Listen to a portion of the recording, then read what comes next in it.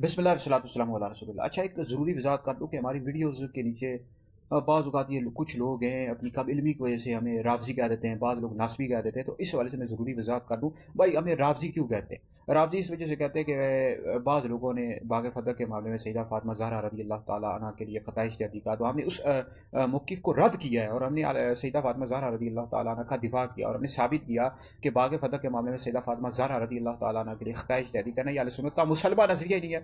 ये अक़वाल वगैरह गैर मुफ्ताबी अक़वाल ऐसे लोग पेश करते रहते हैं, तो इस वजह से बाज़ लोगों में रावज़ी कहते हैं। भाई रावज़ी कहते हैं तो बेशक कहते रहो, इस वाले से।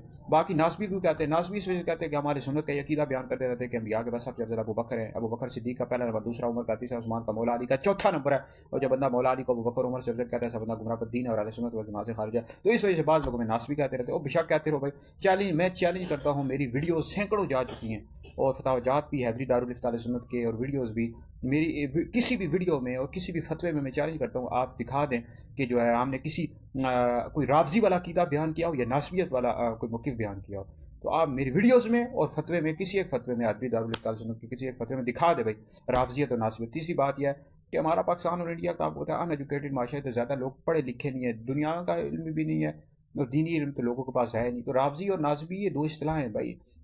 रावज़ी का मतलब ये होता है कि नबी करीम अलैहिस्सलाम के सहाबा में से किसी सहाबी को अगर कोई शख्स बुरा भला कहता है, गाली देता है, तो ऐसा शख्स रावज़ी है।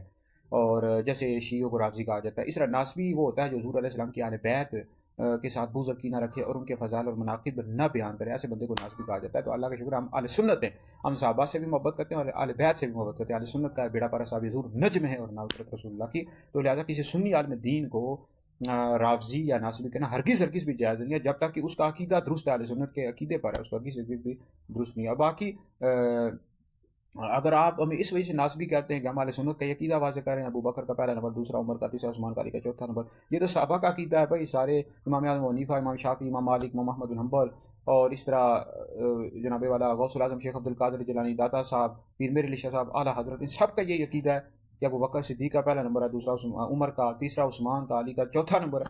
ये तो सबका अक़ीदा चला आ रहा है। इस तरह रावज़ी अगर कहते हो तो बेशक कहते रहो भाई, रावज़ी हम हुज़ूर की आले बैत से मोहब्बत करते हैं। आप मेरे नाम के साथ देखें, दानिश हुसैन हैदरी।